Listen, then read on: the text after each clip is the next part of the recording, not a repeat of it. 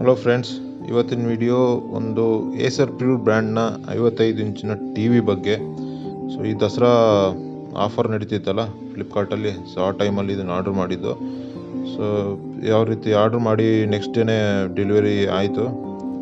Delivery person ಬಂದು box open ಮಾಡಿ ಅದನ್ನು ಆನ್ ಮಾಡಿ ಚೆಕ್ ಮಾಡಿ ಆನ್ ಆಗ್ತಿದೆಯಾ ಅಷ್ಟೇ ನೋಡ್ತಾರೆ ಅವರು.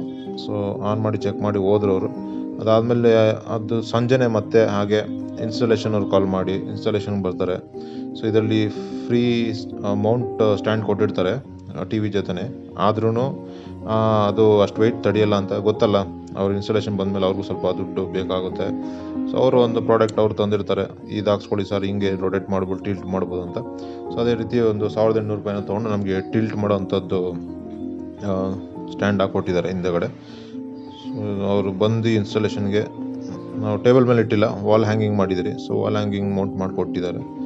ಮೌಂಟ್ ಮಾಡೋದಕ್ಕೆ ಏನು ಚಾರ್ಜಸ್ ಇರೋಲ್ಲ, ಇನ್ಸ್ಟಾಲೇಷನ್ ಅವ್ರದ್ದೇ ಇರುತ್ತೆ. ಬಟ್ ಈ ಮೌಂಟ್ ಮಾಡೋದಕ್ಕೆ ಟಿಲ್ಟ್ ಮಾಡೋ ಬರುತ್ತಲ್ಲ ವಾಲ್ ಮೌಂಟು, ಸೊ ಅದಕ್ಕೆ ಮಾತ್ರ ಚಾರ್ಜಸ್ ಇರುತ್ತೆ. ಸೊ ಇದೇ ರೀತಿ ಬಂದರು ಇನ್ಸ್ಟಾಲೇಷನ್ಗೆ. ಇದೇ ನಾನು ಎಕ್ಸ್ಟ್ರಾ ಪ್ರೈಸ್ ಕೊಟ್ಟು ತೊಗೊಂಡಿದ್ದು ವಾಲ್ ಮೌಂಟು.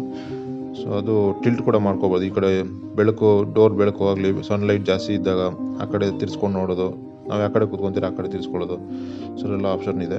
ಸೊ ಹಂಗೆ ಕ್ಲೀನಾಗಿ ಮೌಂಟ್ ಮಾಡಿ ಕೊಟ್ಟು ಹೋದರು.